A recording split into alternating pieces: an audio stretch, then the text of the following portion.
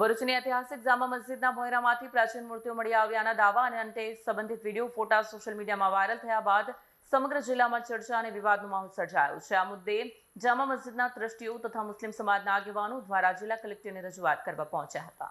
મુસ્લિમ સમાજના આગેવાનોનું કહેવું છે કે સોશિયલ મીડિયામાં જે ફોટા અને વિડીયો વાયરલ થઈ રહ્યા છે તેની સત્યતા અને હકીકત અંગેની તપાસ સંબંધિત સરકારી તંત્ર અને પુરાતત્વ વિભાગ દ્વારા થવી જોઈએ। કોઈ સત્તાવાર તપાસ પૂર્ણ થયા વિના ભ્રામક માહિતી ફેલાવવી અને ધાર્મિક ભાવનાઓને ઉશ્કેરવાનો પ્રયાસ કરવો ગંભીર બાબત છે। ટ્રસ્ટીઓએ જિલ્લા કલેક્ટરને રજૂઆતમાં માંગ કરી હતી કે વાયરલ થયેલા ફોટા અને વિડીયો અંગે ઊંડાણપૂર્વક તપાસ કરવામાં આવે તેમજ કોઈપણ પ્રકારની ખોટી માહિતી ફેલાવી કોમી સૌહાર્દને નુકસાન પહોંચાડવાનો પ્રયાસ કરનારાઓ સામે કડક કાયદેસરની કાર્યવાહી કરવામાં આવે। બીજી તરફ વિવિધ સમાજોના આગેવાનોએ પણ શાંતિ અને સૌહાર્દ જાળવવાની અપીલ કરી રહ્યા છે જેથી કોઈપણ પ્રકારની અફવા કે ગેરસમજના કારણે કાયદો વ્યવસ્થાની સ્થિતિ ન બગડે।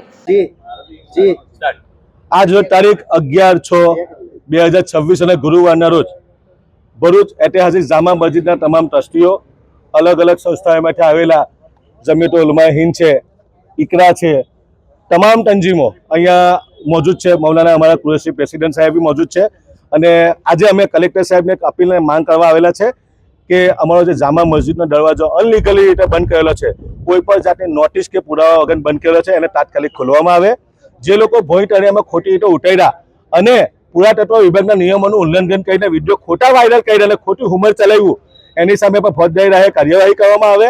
અને જે નાગરાજ બાબા જે છે મહારાષ્ટ્રથી આવી અને ભરૂચ શહેરની શાંતિ દોરવાનો જે પ્રયત્ન કરે છે, આ શહેર શાંતિપ્રિય શહેર છે, ભાઈચારો એકતાનું શહેર છે।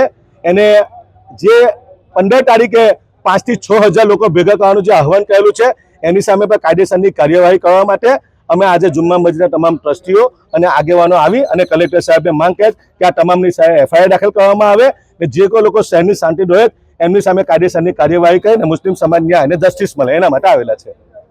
જે ફરિયાદ છે તે તમે જાતે ફરિયાદી બનશો કે પુરાતત્વ વિભાગ, આ પુરાતત્વ વિભાગની નૈતિક જવાબદારી આવે છે અને અમને ગઈકાલે પુરાતત્વ વિભાગમાં અમે જઈને આવ્યા, કમ્પ્લેન આપીને આવ્યા। એમને જ અમને કમિટમેન્ટ આપેલું છે કે આ તમામની સામે કાયદેસરની કાર્યવાહી થશે અને ફોજદારી રાહે કાર્યવાહી થશે।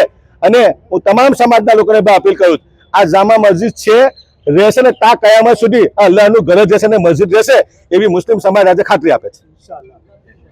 વિડીયો જર્નાલિસ્ટ વિરેન્દ્ર પાટીલ સાથે સત્યા ટીવી ન્યૂઝ ભરૂચ।